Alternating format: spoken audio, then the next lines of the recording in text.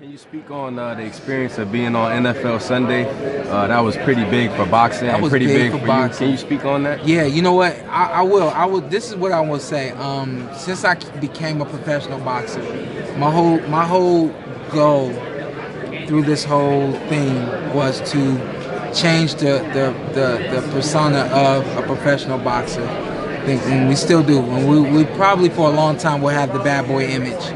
But I wanted to set a different precedent. I wanted to show that not only excellent athletes, but we're gentlemen. We have sense, we have education, we have everything out there that those other athletes have, and you overlook a lot of that stuff. So I really did just always want to be in a position where I could show that. And Fox gave me an opportunity, probably one of the biggest opportunities that I've had in terms of broadcasting, to go on Fox NFL Sunday.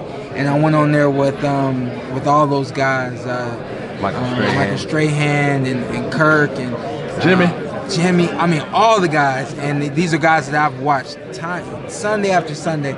So to be on with them was fun. And from what I've been told, I haven't watched it, but from what I've been told, I did a pretty good job. So I'm enjoying it all. Shawn, I asked earlier the same question. It's kind of what you alluded to.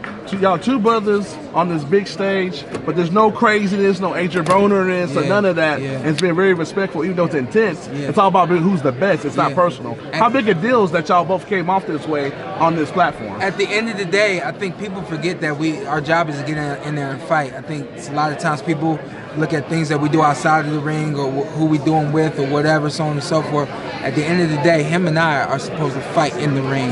Not supposed to be any ruckus, any ugliness outside of the ring, you know. So I'm glad that he's the kind of competitor that will try to go, you know, jab for jab with me in terms of speaking, but not go overboard, and I will never do the same. So I appreciate him for that respect there, and we'll have respect even in the ring. And then outside of the ring as well. So I'm appreciative to be in such a big fight against a guy like him. You know, I wouldn't have it any other way. That's why I really wanted this fight with him. Shawn, this is a unification bout. This is a big fight for you. Mentally, how have you been preparing yourself for this fight? I'm not downplaying it by saying this is just like every other fight that I've had. I'm not downplaying it, but I feel that no matter how many cameras are in front of you, you still do what you've been taught to do, you know. So no matter how many fans are in the stands or how many people buy the pay-per-view, please buy the pay-per-view. My job remains the same, to go out there and be me, do what I do. And I'm looking at shocking the world on Saturday night. Shawn, does it work to your advantage psychologically or mentally that Errol said that he is going to knock you out cold? Do you think that is something that he maybe has put too much pressure on himself? He said it himself. Sounds good. I'll take one more right here. Yeah, go Shawn, ahead. what does a prayer of soul means to you, and how's that going to help you in this fight? I'm sorry, a prayer of soul? Yeah. What's that? You mentioned that on the PBC, prayer of soul. I don't think I mentioned that, but we do a ton of praying. We prayed to break camp out there in Vegas.